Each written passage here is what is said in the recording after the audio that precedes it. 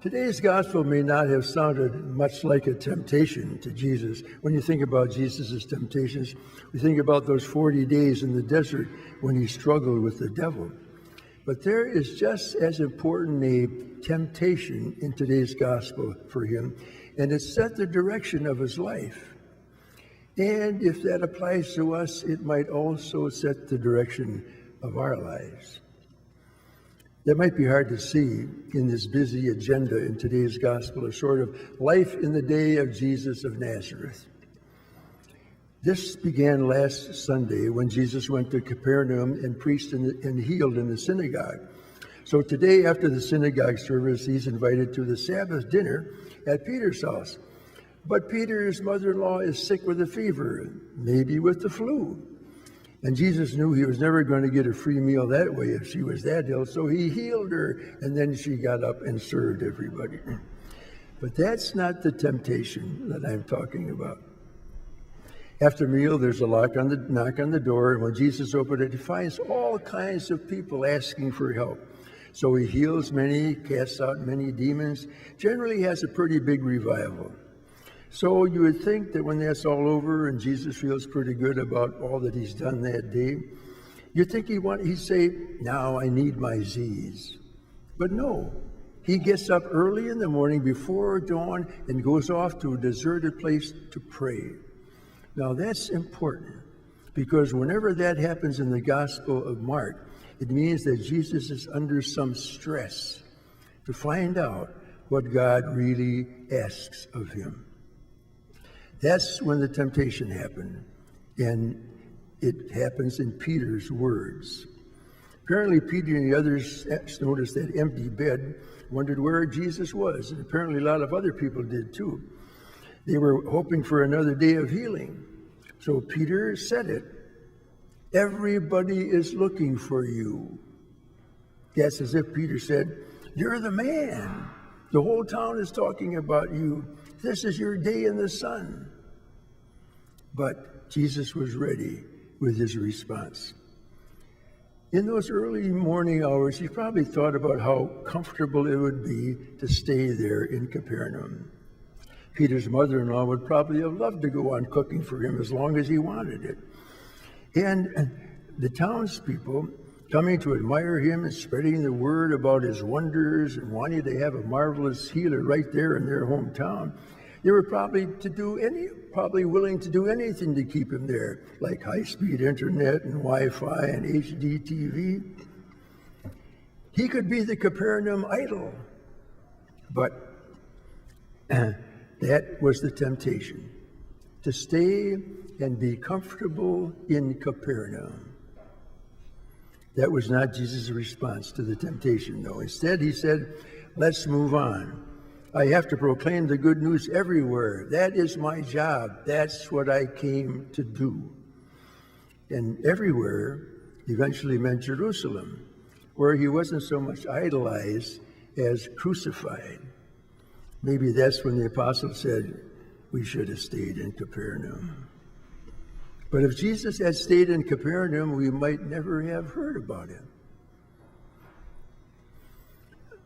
Have you ever felt that way? I mean, have you ever been at a stage in your life, or maybe now you are at a stage in your life, when things are pretty comfortable, and the temptation is to stay there and enjoy it. Step away from the rush and the grind and say to yourself, I deserve this. I earned it. I work hard for this. That can be your Capernaum. Or maybe you're as rushed all day as Jesus was with schoolwork or parent work or work or whatever, and wish you could get away from it all. You look for your Capernaum. Mark seems to tell this story in his gospel because he wants those hearing his gospel, like we are today, to ask ourselves about our own choices in life. He knows there are people that are often tempted to use only part of their gifts to reach a point in their lives where they are comfortable, maybe well established and well thought of in their own communities, and enjoying their security.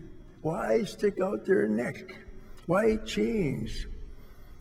or they feel so busy the choices are made for them that they need to begin making their own. Maybe Paul in our second reading felt that way or was tempted because he convinced himself that he didn't have any choice, but was compelled to preach the gospel. To do otherwise would have been a cop-out, a Capernaum. And for Paul, breaking away from his Capernaum became his source of greatness. And Job, he had to struggle out of that meaningless existence described in our first reading, overwhelmed in his losses. He had to begin to trust God's will for him, energize his faith again, choose how he would react, and eventually find peace and happiness again. Here's a more contemporary example. Recently, a 27-year-old man named Mason Wartman left a well-paying job on Wall Street, we could call his Capernaum, to return to his hometown in Philadelphia to open his own Rose's Pizza Shop. There he began selling pizza at $1 a slice. That was his business plan, his business model. Business picked up. One day, a customer said he'd like to pay forward $1 for some homeless person. The homeless often came into that pizza shop because the pizza was cheap, but it was good. So he wanted to pay $1 for some homeless man. Mason wrote the note on a post-it note and put it up on the wall, $1 slice. Then when a homeless person came in, he took down the post-it note and gave it to the homeless person with a free pizza. Well, word got around, and before long, that back wall of Rose's Pizza shop was full of color, full of post-it notes, full of $1 gifts to the homeless. In fact, in 9 months, 8,400 post-it notes were up on that wall for 8,400 slices of pizza to be given to the homeless. And it made a big difference for some of them. One of them wrote a thank you post-it note of his own, and he said, "I just want to thank everyone that donated to Rose's. It gave me the opportunity to get back on my feet. I start a new job tomorrow." Everybody wants the world to change, but in order for that to happen, we have to change ourselves. And Rose's Pizza is a great example of that. On a recent Ellen DeGeneres show, the owner, Mason Wartman, was on, and he said, "Do I want to go back to Wall Street?" I couldn't say to the homeless, "Sorry, we're done." No way. Mason left his Capernaum in a big way, but thousands of others left their little Capernaums to post a note for a $1 slice of pizza for some homeless person. May our Eucharist today help us to look at our own lives as we have looked at the life of Jesus and see whether it's time for us also to move out of our Capernaum. Amen.